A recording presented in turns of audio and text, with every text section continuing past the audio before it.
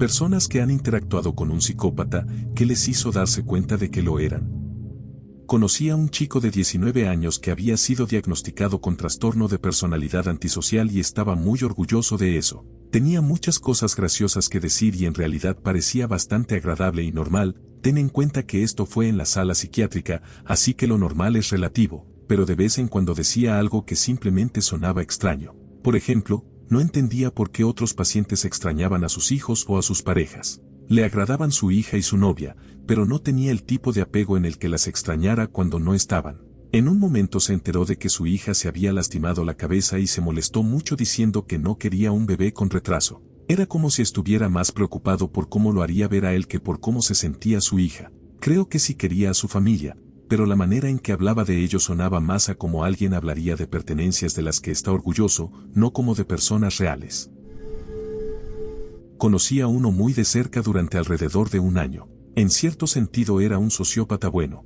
Estaba intentando ser una persona normal según lo que él entendía como normal, pero realmente no sabía cómo hacerlo. Había tenido una vida increíble, viajando por todas partes y viviendo de todo, pero era como si su siguiente desafío fuera simplemente casarse y ser una persona común, tener amigos y cosas así. Tenía muchos problemas con la verdad.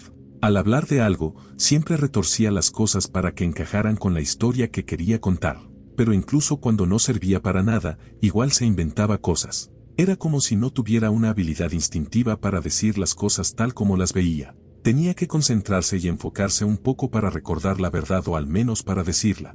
Su manera de comunicarse siempre se trataba de asegurarse de que le creyeras o al menos estuvieras de acuerdo con él. Nunca decía algo sin más. Siempre decía algo y luego observaba tu reacción para asegurarse de que lo creyeras. Todo esto lo hacía muy sutilmente y, a menos que observaras el patrón, no te dabas cuenta. Tenía muy pocos amigos de largo plazo, pero muchos amigos de corto plazo. Si estabas con él, parecía muy sociable. Pero si hablabas con esas personas y les preguntabas cuánto tiempo lo has conocido, la respuesta generalmente era una semana o un mes o tal vez 6 meses. Sus amigos de largo plazo eran personas de mente muy débil. Las mujeres lo adoraban.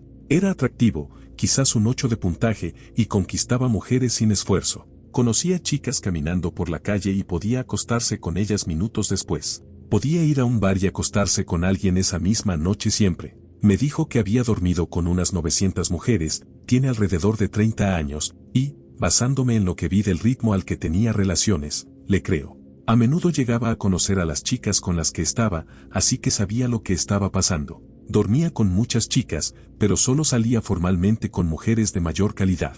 Y las mujeres con las que salía a menudo se enamoraban profundamente de él. Era casi cómico lo frecuente que ocurría. Y no eran chicas tontas, eran mujeres atractivas, inteligentes, talentosas, capaces, ejecutivas, dueñas de negocios, mujeres así. La mayoría seguía la misma historia y se enamoraba muchísimo. Como dije, él intentaba ser un buen tipo, así que no era insensible ni cruel con ellas. Pero tenía muchas citas y muchos encuentros. Probablemente tenía a 3 o 4 mujeres prácticamente enamoradas de él al mismo tiempo. Y ni siquiera era que él las manipulara realmente. Cuanto más era él mismo, cuanto más abiertamente sociopático se mostraba, más les gustaba. Eso me hizo ver de manera muy diferente la atracción de las mujeres hacia los hombres. Era un sociópata muy consciente de sí mismo. La mayoría de los sociópatas, cuando se dan cuenta de que son diferentes, muchos nunca lo hacen, ya que no son buenos con la introspección, llegan a la conclusión de que son un tipo superior de ser humano. Su falta de empatía los hace más capaces en su propia opinión.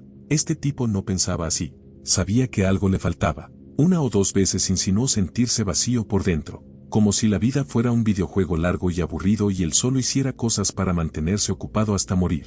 Creo que sentía que otras personas experimentaban cosas que él no podía sentir. Y estaba intentando copiarlo imitando su comportamiento, pero no funcionaba. Me hizo darme cuenta de que describir a los sociópatas como personas que carecen de empatía no captura el punto. No es que no puedan sentir empatía por otros. Es que apenas pueden sentir en general.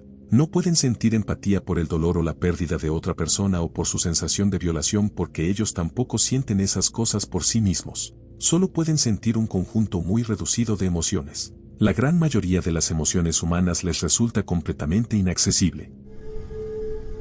Solo he conocido a una persona en mi vida de la que estoy absolutamente seguro que era una psicópata, y era una niña de 10 años. El verano después de graduarme de la universidad estaba viviendo en una casa en Berkeley con algunos estudiantes de doctorado. No era el mejor vecindario, pero tampoco el peor.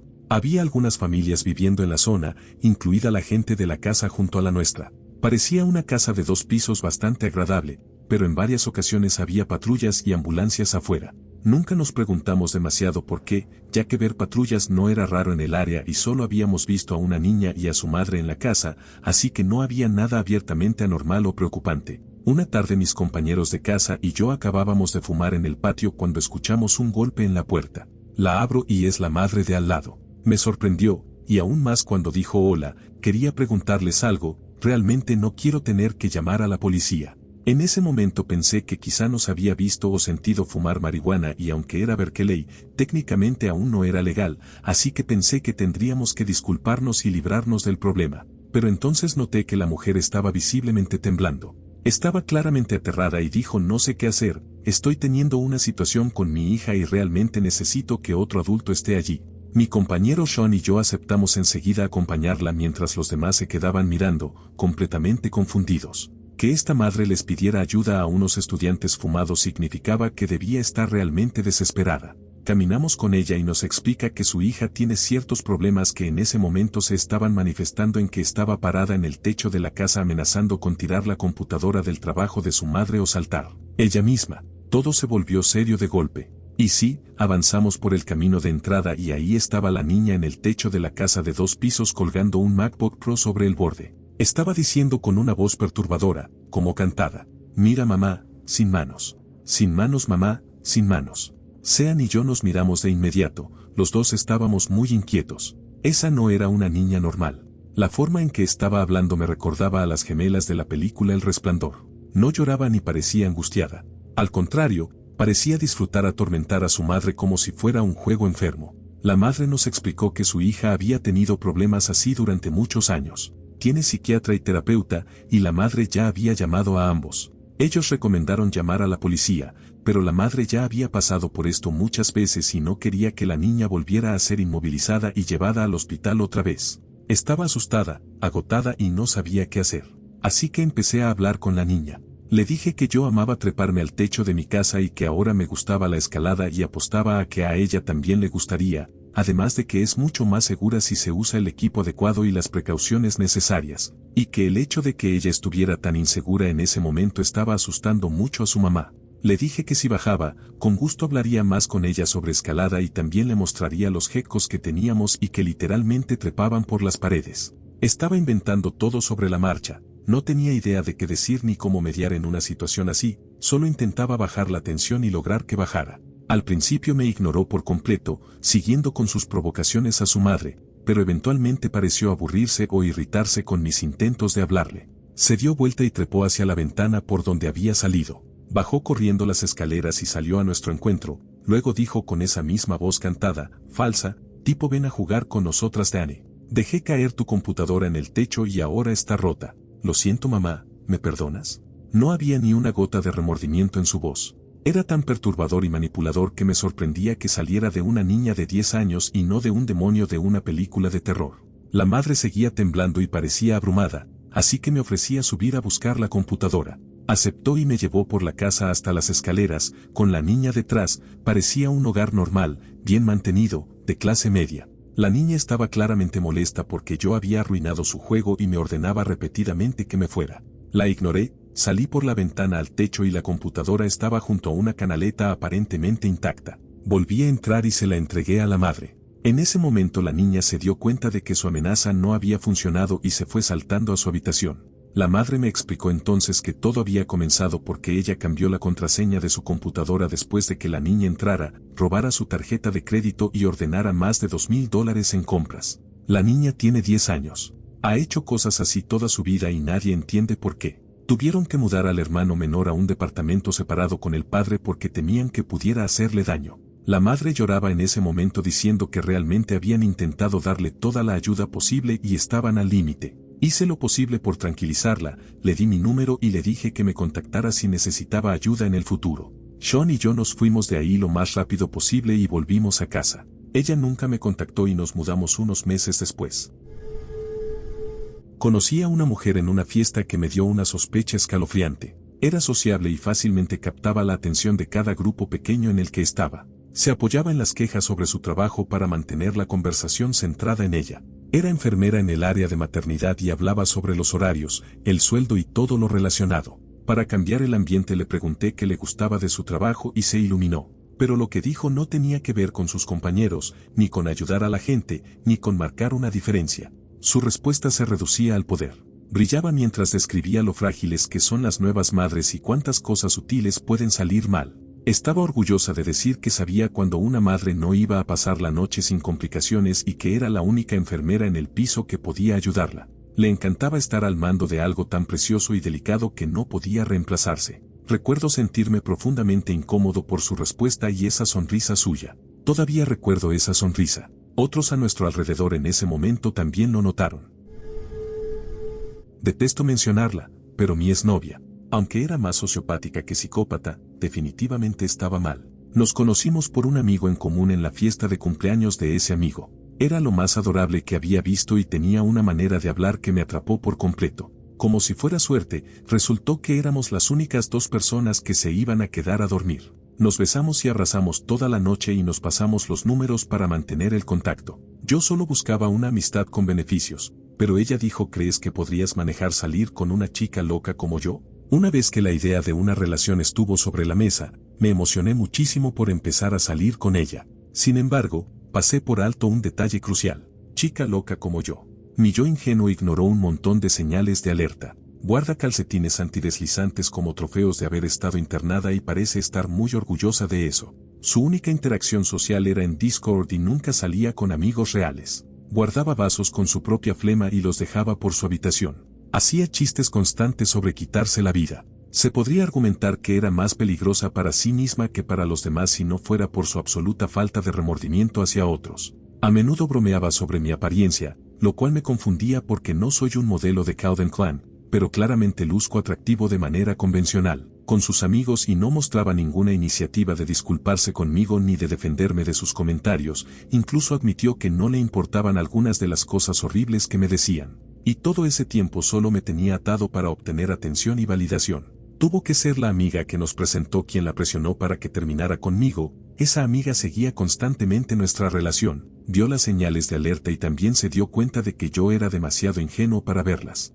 Ni siquiera me di cuenta de lo mala que era hasta este año, cuando estuvo en un auto con dos personas que sabe que son buenos amigos míos y les mintió diciendo que intenté agredirla, entre otras mentiras horribles como que soy un alcohólico sin valor. Me gusta el alcohol y tomo en ocasiones, pero no soy un alcohólico. Ella dijo esas cosas sabiendo que ellos me las contarían, así que juega estos juegos mentales para molestarme, ya sea de manera directa o por medio de otros. Nunca olvidaré nada de lo que hizo, así sé de que debo mantenerme alejado por el resto de mi vida.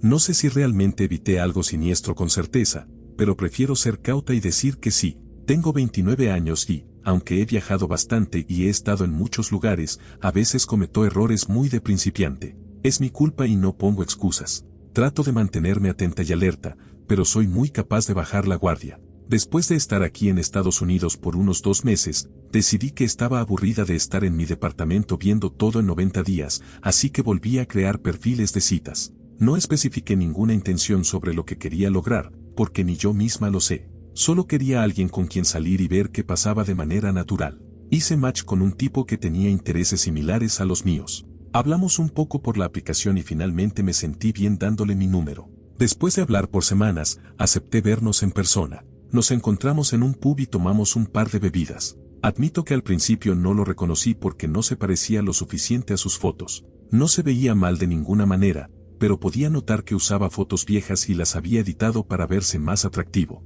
No intento sonar superficial, porque era lindo, solo que no era lo que esperaba. Pero creo que hemos llegado a un punto en la cultura de redes sociales donde es seguro asumir que no veremos lo mismo en la vida real que aparece en línea, y eso está bien. Nos llevamos bien. Hablamos de lo típico de una primera cita y luego entramos en más detalles. Le conté sobre mi país, mi trabajo y cómo la vida era diferente comparada con Estados Unidos. En un momento estábamos hablando y tomados de la mano y me sentí lo suficientemente cómoda como para dejarlo besarme. Al irnos, me preguntó si quería ir a su casa a tomar una taza de café. Le dije que sabía lo que café realmente significaba y que no quería hacer eso en una primera cita. Él me aseguró que sería solo una taza de café y que me llevaría a casa para que no tuviera que pedir un Uber. Acepté su ofrecimiento y caminamos a su departamento, que estaba a unas cuadras. Mientras subíamos las escaleras hizo algunos comentarios cuestionables. Mencionó que yo no era como la mayoría de las chicas porque acepté su invitación y dijo algo como nunca sabes,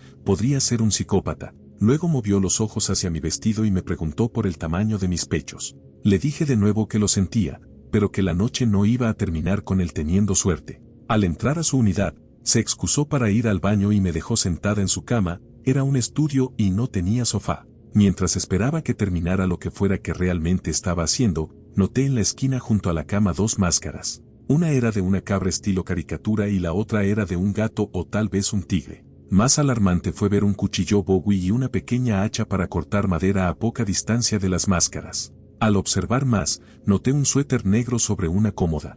Luego, en la mesa de noche, había un par de guantes de látex. Ok, no tengo muchas ganas de ser asesinada esta noche. Me levanté y salí de la unidad con calma. Luego bajé rápido las escaleras y la calle hasta poder pedir un transporte. Ahora, puede que solo le haya herido los sentimientos porque no tenía malas intenciones. Pero si eso fue todo, prefiero eso antes que la posible alternativa. Cada uno de esos objetos por separado no habría sido gran cosa, pero todos juntos y tan cerca unos de otros era algo que prefería no arriesgar. Me siento mal por dejar a una persona así, pero no me siento mal por salir de una situación que potencialmente podría haber sido peligrosa. Eso, junto con su cambio repentino de personalidad, fue suficiente para tomar la decisión que tomé. Hace poco noté que me bloqueó en Tinder o borró la aplicación. He trabajado en educación por casi 10 años y solo hay un estudiante al que nunca querría volver a ver. Tom, el psicópata. Empecé a trabajar en una escuela y el primer día me encontré con Tom. Estaba intentando golpear a unos chicos mayores, pero uno de los subdirectores, un hombre adulto, apenas lograba detenerlo, y luego Tom empezó a patear puertas y ventanas, enfurecido por toda la escuela. Después me enteré de que iba a ser su tutor. Genial. Siempre tuve cuidado con Tom. Tenía una mala reputación en la escuela por problemas de conducta y en general era conocido como un pequeño desastre. Pasaba tiempo con él leyendo o conversando y pensaba, en mi forma joven e ingenua, que podía marcar la diferencia y realmente ayudar a este chico. Un colega me dijo que Tom era disléxico, así que pasábamos tiempo haciendo trabajo de inglés o lo que fuera, aunque la mayoría de las veces él ni aparecía. Después de un año, mi colega me llama y me dice en voz baja, Tom no es disléxico, le mintió al evaluador. Habiendo trabajado con estudiantes con discapacidades por mucho tiempo, me quedé asombrado. Es prácticamente imposible fingir dislexia frente a un evaluador. Las pruebas son tan estructuradas y detalladas que es más probable no ser diagnosticado que recibir un falso positivo. Le pregunté directamente a Tom cómo lo hiciste, y me dijo que descubrió cómo dar las respuestas correctas al psicólogo educativo. Estas personas son profesionales y es difícil engañarlas, pero siendo un niño, quizá de 9 o 10 años, él había descubierto cómo fingirlo. No le afectó ser descubierto, le daba igual. Después de eso, pasaron dos cosas seguidas que realmente levantaron enormes señales de alerta y finalmente hicieron que pidiera que lo asignaran a otro tutor. Ten en cuenta que ya había un problema constante con su conducta, pero estas dos situaciones me asustaron. Primero, tuvimos una reunión de revisión con la familia, donde estaban claramente molestos porque yo lo había expulsado de venir a verme en los recreos para leer y ayudar con su dislexia inexistente. Supuestamente, leíamos juntos todos los días y yo le dije que se fuera y no regresara. Esto nunca ocurrió, en absoluto, pero la historia que más se me quedó grabada y en la que pienso a menudo es simplemente rara y escalofriante. Sus padres me contaron que un día salió a caminar y cuando volvió a casa estaba completamente empapado.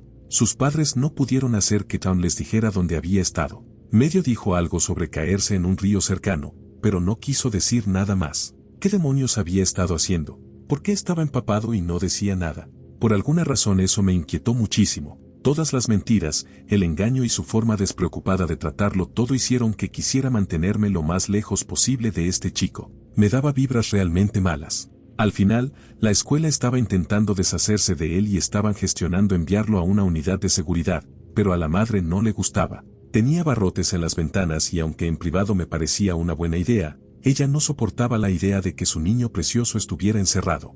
No creo que viera nada de lo inquietante que hacía o que simplemente creía todas sus mentiras. Cuando dejé ese trabajo, Fui feliz de decirle adiós a ese chico tan inquietante y recé por no volver a encontrarlo. Estoy bastante seguro de que Tom es un psicópata y es, por lejos, el estudiante y la persona más aterradora que he conocido.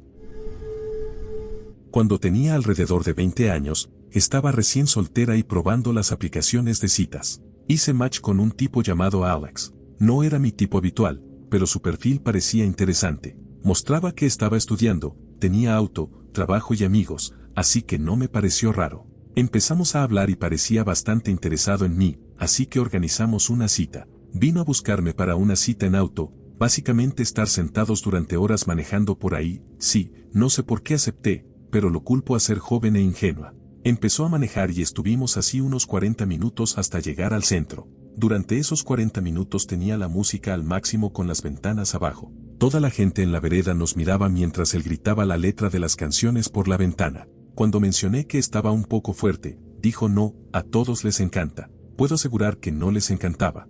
Llegamos al centro y estacionó frente a una torre muy famosa de la ciudad.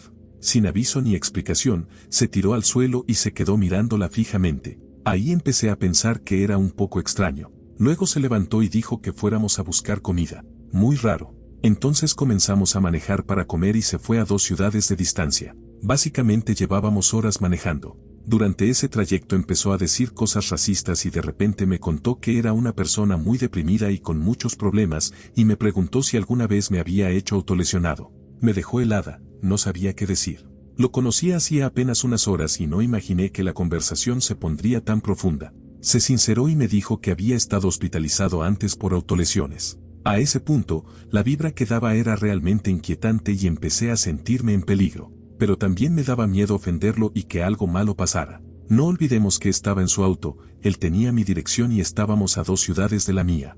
Así que fingí normalidad.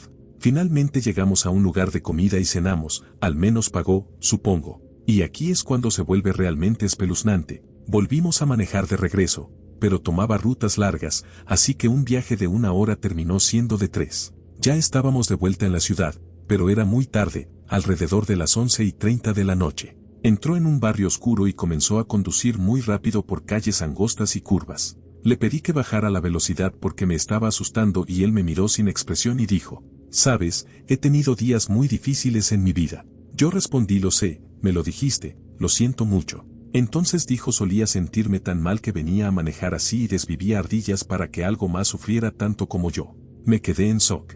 Estaba aterrada por lo que dijo y por toda su conducta rara desde el principio. Solo pude preguntarle si aún lo hacía. Dijo que no, que ya no. Sabía que no era verdad, pero pensé que si lo contrariaba podría lastimarme, así que seguí actuando tranquila. En ese momento estábamos cerca de mi casa, a unos 10 minutos. De pronto me preguntó si había ido a un parque que estaba por venir. Ese parque está al pie de un acantilado y era plena noche. Yo sí había ido, pero aunque no hubiera ido, habría dicho que sí porque no quería que ese hombre me llevara allí abajo. Él dijo, «Perfecto, yo no he ido, puedes mostrarme», y giró para bajar por un camino muy oscuro hasta el parque. El estacionamiento estaba completamente vacío y apenas había unas pocas luces. Pensé que sería su víctima. Como estoy aquí contándolo, obviamente no pasó, pero su tono y sus gestos eran muy extraños mientras estábamos allí. Luego prácticamente me obligó a besarlo, pero no pasó de ahí, y luego me llevó a casa. Bloqueé su número y todas sus redes después de eso, pero a veces me pregunto si realmente tuve una cita con un psicópata.